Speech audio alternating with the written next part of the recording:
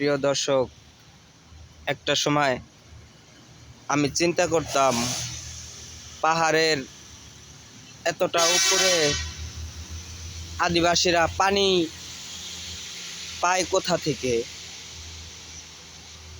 আজকে আমি আপনাদেরকে দেখাবো পাহাড়ের আদিবাসীরা কিভাবে তারা পানি সংরক্ষণ করে। আপনারা এই যে পাইপগুলো দেখতে পাচ্ছেন, এগুলো আসলে পানির লাইন। এই পাইপ দিয়েই পাহাড়ের আদিবাসীরা পানি তোলে।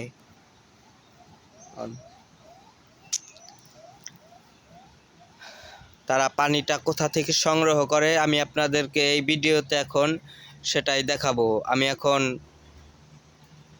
পাহাড়ের উপর থেকে আমি একটা নলকূপের কাছে যাব। তো দেখতে থাকুন আমার ভিডিও। আমি এখন একটা নলকূপের কাছে যাব, যে নলকূপ থেকে পাহাড়িরা চৈত্র মাসেও পানি সংগ্রহ করে থাকে।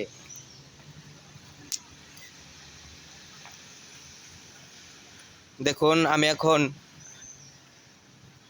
নিচের দিকে যাচ্ছি।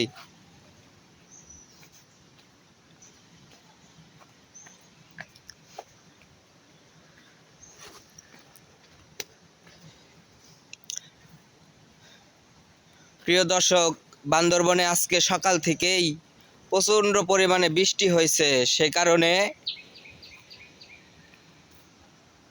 আমি একটা ঝর্ণার সন্ধান পাইছি। আমি সেখানেই যাব।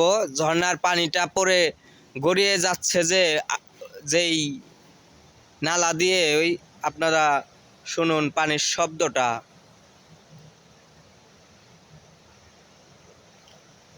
দেখুন, ঘন জঙ্গলের কারণে কিচ্ছু দেখা যাইতেছে না পানিটা কোথা দিয়ে যাচ্ছে। তো আমি এখন এই পানির কাছেই যাব।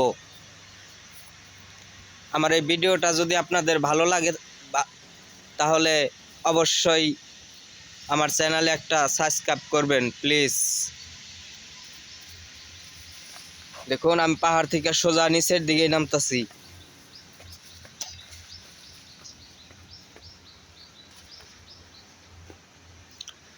যদিও আমি একা,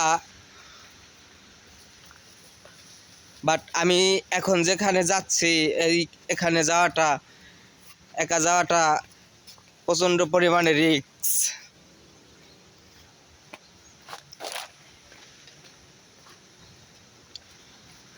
আমি অলরেডি 2 মিনিট ধরে নিচের দিকেই নামতাছি শুধু।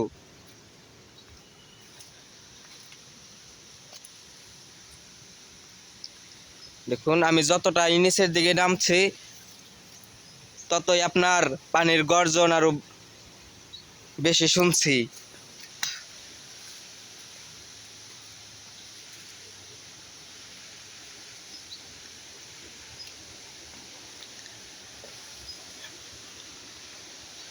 আমার ডাইন পাশটায় ওই জঙ্গলের অনেক নিচ দিয়ে পানি যাচ্ছে, সেই শব্দটাই শোনা যাচ্ছে।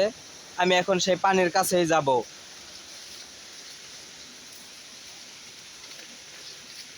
দেখুন, আমার চারিদিকে শুধু পাহাড়, অনেক বড় বড় পাহাড় আমার চারিদিকে। দেখুন একবারে কত, আমি অনেকটা নিচে চলে আসছি।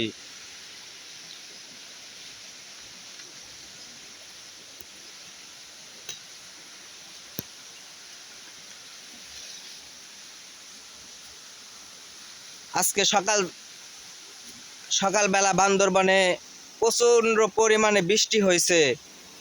সেই কারণে একটা ঝর্ণাও দেখতে পাইছি। আমি আপনাদেরকে ঝর্ণাটা দেখাই।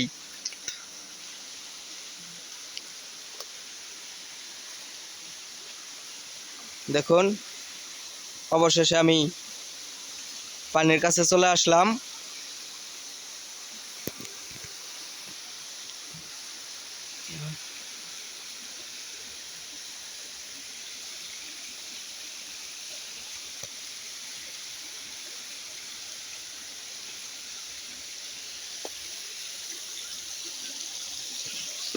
আমি আপনাদেরকে যেই নলকূপের কথা বলছিলাম, পাহাড়ি আদিবাসীদের পানি উঠানের যেই নলকূপ, এই যে দেখুন, তারা এই নলকূপের ভিতর থেকে আপনার মোটরের সাহায্যে পানিটাকে পাহাড়ের উপরে উপরে উপরে তুলে আজকে এই ঝর্ণার যে ব্যাপারটা, আমি আপনাদেরকে ঝর্ণার ব্যাপারটা এখন বলি। আজকে সকালে বান্দরবানে প্রচণ্ড পরিমাণে বৃষ্টি হয়েছে, সে কারণে এই পাহাড়ের পানি গড়িয়ে পড়ছে, সেটা এই ঝর্ণা রূপ ধারণ করছে।